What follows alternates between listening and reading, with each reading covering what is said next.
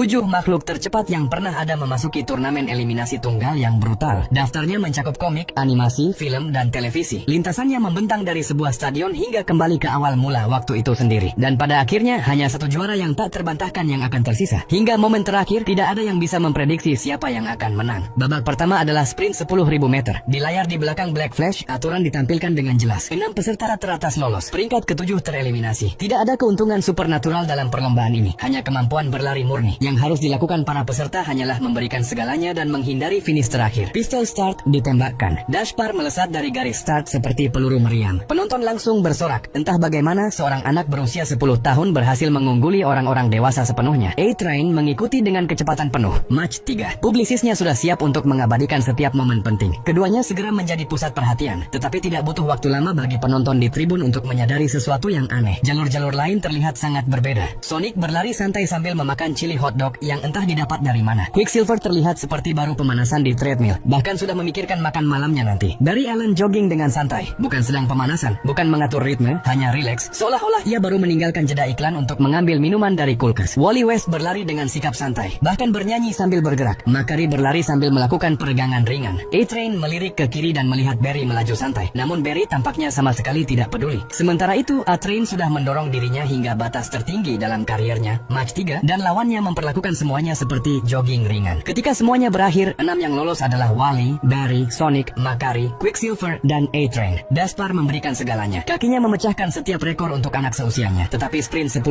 meter memang terlalu berat baginya. Ia finish di posisi ke-7 dan tereliminasi. Babak kedua adalah perlombaan dari New York ke Los Angeles dalam waktu kurang dari 5 menit. Total jaraknya 4.500 km, yang berarti setiap pelari harus mempertahankan kecepatan rata-rata lebih dari Mach 70 hanya untuk lolos. Bagi A-Train, ini pada dasarnya adalah hukuman mati. Seluruh identitasnya, sponsor-sponsornya, citra publiknya, dan gelar manusia tercepat di bumi dibangun di atas batas Mach 3 miliknya. Sekarang ia harus mendorong dirinya 23 kali melampaui puncak kemampuannya hanya untuk bertahan di babak ini. Publisisnya tampak benar-benar terkejut setelah menghitungnya. Pistol start ditembakkan. Dalam sekejap, Flash, Sonic, dan yang lainnya menghilang. Tidak ada bayangan sisa, tidak ada jejak sama sekali. Gelombang kejutnya saja sudah memicu alarm mobil di beberapa blok kota. A-Train memaksa dirinya sekuat mungkin, tetapi akhirnya roboh karena kelelahan di gurun Arizona. Lalu sebuah jejak cahaya keemasan melesat melewatinya, dan kekuatan gelombang yang ditinggalkannya membuat A-Train terjatuh. Kacamata hitam khusus sponsornya terlempar dan mendarat 20 meter jauhnya di pasir. Itu adalah Makari. Dia sudah mencapai garis finish. Dia hanya kembali untuk memeriksa para pelari yang tertinggal. 5 menit berlalu.